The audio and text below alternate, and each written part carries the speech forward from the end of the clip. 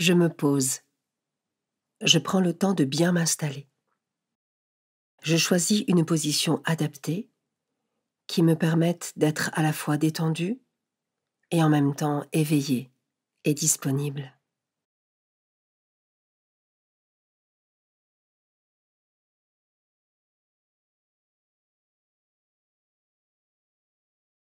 Je suis dans de bonnes conditions pour m'ouvrir à Dieu.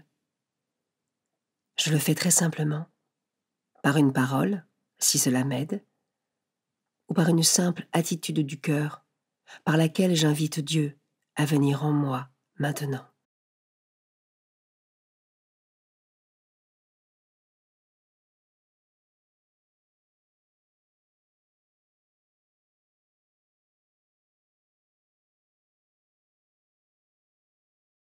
Commençons.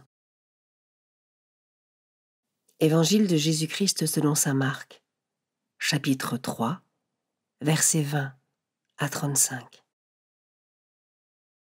En ce temps-là, Jésus revint à la maison où de nouveau la foule se rassembla, si bien qu'il n'était même pas possible de manger. Les gens de chez lui l'apprenant vinrent pour se saisir de lui, car ils affirmaient « Il a perdu la tête ». Les scribes, qui étaient descendus de Jérusalem, disaient « Il est possédé par le Béelzéboul ». C'est par le chef des démons qu'il expulse les démons. Les appelant près de lui, Jésus leur dit en parabole « Comment Satan peut-il expulser Satan ? Si un royaume est divisé contre lui-même, ce royaume ne peut pas tenir. Si les gens d'une même maison se divisent entre eux, ces gens ne pourront pas tenir. Si Satan s'est dressé contre lui-même, s'il est divisé, il ne peut pas tenir. C'en est fini de lui. Mais personne ne peut entrer dans la maison d'un homme fort et piller ses biens s'il ne l'a pas d'abord ligoté. Alors seulement il pillera sa maison. Amen, je vous le dis. Tout sera pardonné aux enfants des hommes, leurs péchés et les blasphèmes qu'ils auront proférés. Mais si quelqu'un blasphème contre l'Esprit Saint, il n'aura jamais de pardon. Il est coupable d'un péché pour toujours.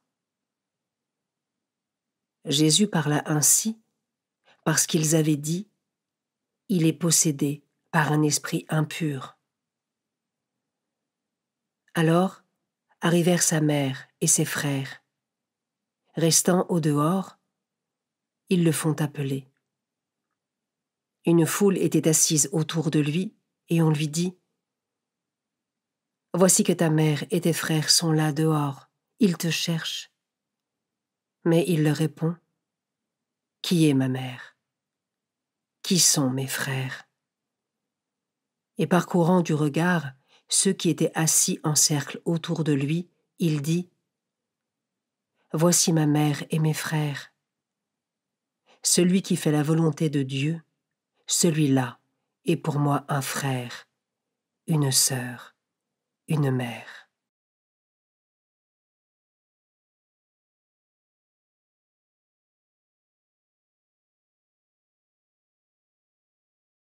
Je commence par méditer ce verset. Jésus revint à la maison où de nouveau la foule se rassembla, si bien qu'il n'était même pas possible de manger. Cette foule qui se présente à Jésus pour obtenir une guérison témoigne que Dieu prend soin de son peuple et qu'il entend ses souffrances. Ai-je le réflexe, moi aussi, de chercher le Seigneur et de lui formuler des demandes de guérison, qu'elles soient physiques, psychologiques ou spirituelles ?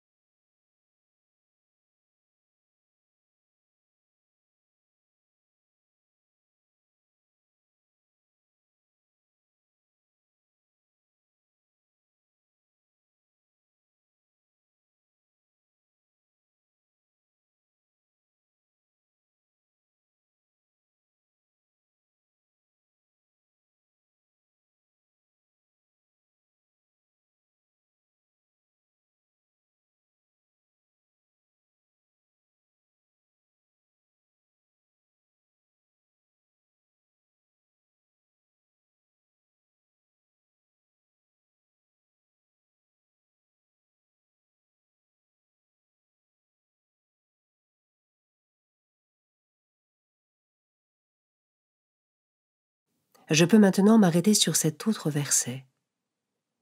Les gens de chez lui, l'apprenant, vinrent pour se saisir de lui. Les gens de chez lui, ce sont des personnes qui ont côtoyé Jésus, l'ont vu grandir et exercer son travail de charpentier. Mais Jésus a délaissé son métier pour entrer dans sa vie publique.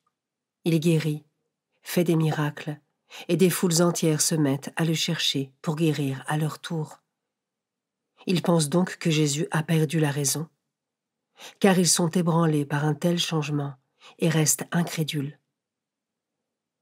Dans mon chemin de foi personnel, y a-t-il des zones d'incrédulité en moi que je souhaiterais déposer au Seigneur?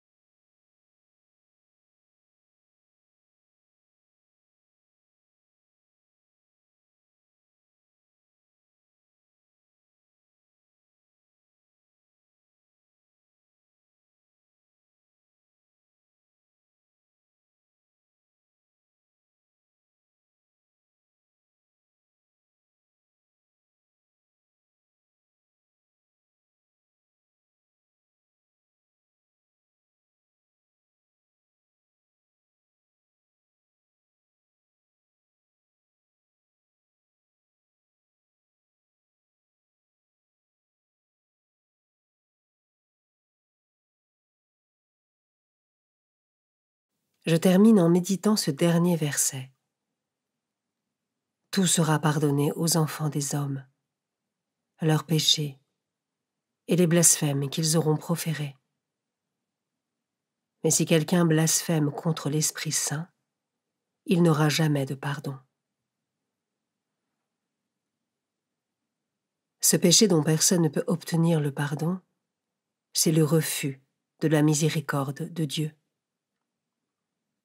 Ce n'est ainsi pas Dieu qui condamne les hommes, mais les hommes qui peuvent se condamner eux-mêmes en refusant l'amour et la miséricorde de Dieu.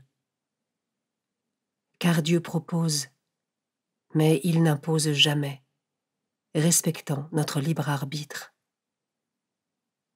Comment cela résonne en moi?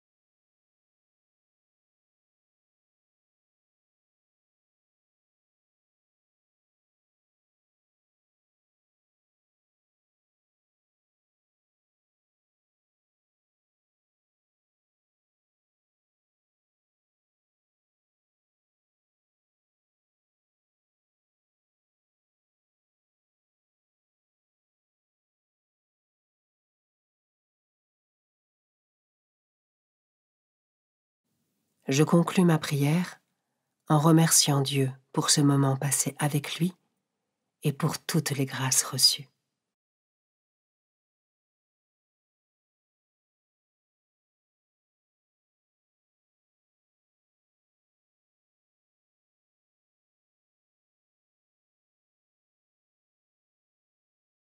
Belle journée et à demain.